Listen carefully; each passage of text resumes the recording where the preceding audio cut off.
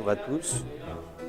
Nous allons nous arrêter sur la Sidra de Noach et la présentation que la Torah nous en fait, puisque la Torah nous dit Noach était un homme juste, Tamim Aya Bedorotav, c'était un homme intègre dans sa génération, et Rashi nous dit il y a deux commentaires. Il y a des sages qui disent qu'il était intègre dans l'absolu, même par rapport à d'autres générations, et en comparaison avec d'autres générations, il aurait été encore un plus grand juste.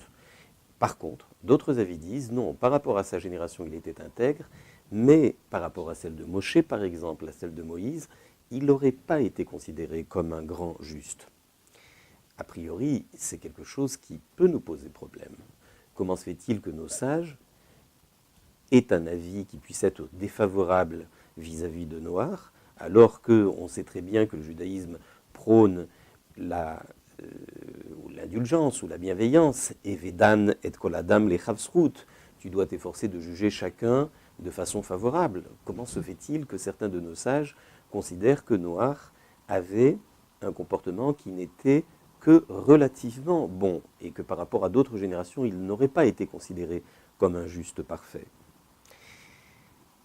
La réponse est peut-être la suivante, c'est que, certes, la Torah veille à ne jamais donner d'avis défavorable lorsqu'il s'agit d'un récit.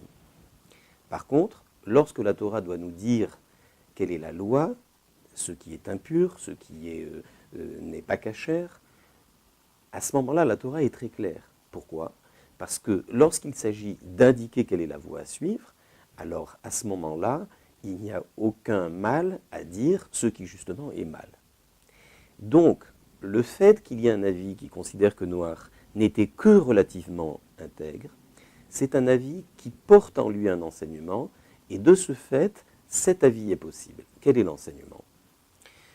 Nos sages nous disent que Noach n'a pas prié pour sa génération, comme l'avait fait Moshe en son temps.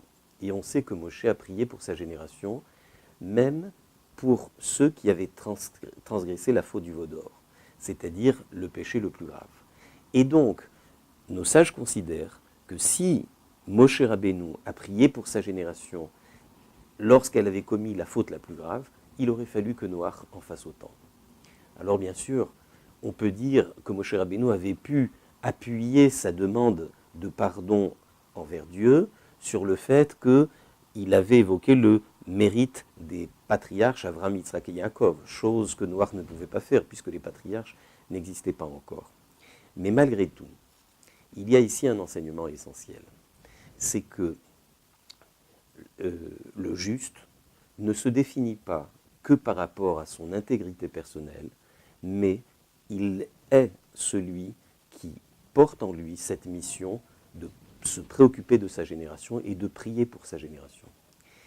Et l'enseignement ici est très fort, parce que si, pour la génération du déluge, qui était une génération particulièrement corrompue, il nous est fait le reproche finalement, le reproche a été fait à Noach, de ne pas avoir prié pour cette génération qui était une génération malgré tout assez difficile, on peut comprendre pour nous aujourd'hui, qui vivons dans cette génération qui précède la venue de Mashiach, qui est une génération sur laquelle le Rambam nous affirme que finalement le peuple juif finira par se repentir et méritera la délivrance, ô combien pour nous, nous devons nous soucier de nos prochains, finalement des personnes avec lesquelles nous sommes en contact, pour essayer de les aider lorsqu'elles ont besoin d'aide, que ce soit une aide matérielle, mais bien sûr une aide spirituelle, lorsqu'il s'agit de les éclairer, en priant sincèrement pour elles, de façon à mériter le plus rapidement possible la venue de Mashiach Tzidkeinu, et c'est ce que nous souhaitons, puisque Noach